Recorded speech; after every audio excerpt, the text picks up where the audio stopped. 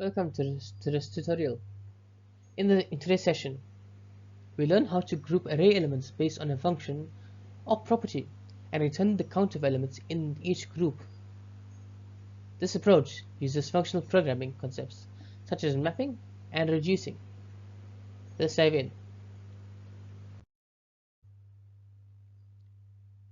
The goal is to group elements by a given function or property and calculate the count for each group. For instance, taking the square root of array elements and grouping them would yield an object with keys as the results and values as the count.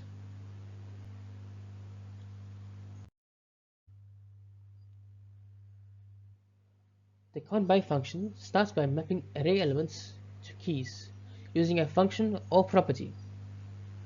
The reduce method then iterates through these keys, incrementing the count for each one. Finally, it returns an object containing the counts for each group.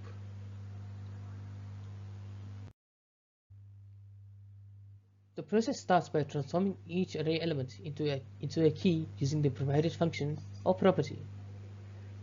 Then, the reduction step iterates over these keys to count their occurrences, resulting in a grouped count object.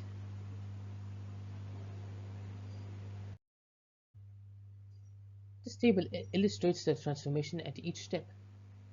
For instance, applying math.square root to 6, 10, and 100 results in mapped keys like 2.449, and the reduction step groups them into a count object.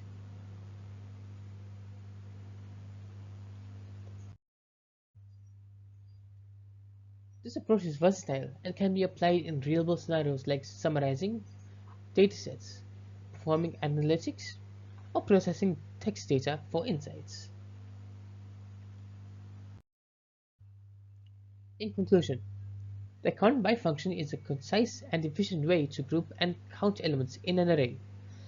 Its simplicity and versatility make it a powerful tool in JavaScript programming.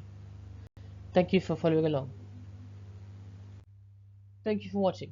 If you enjoyed this video, please make sure to like, share, and subscribe for more JavaScript tutorials. I'll see you in the next one.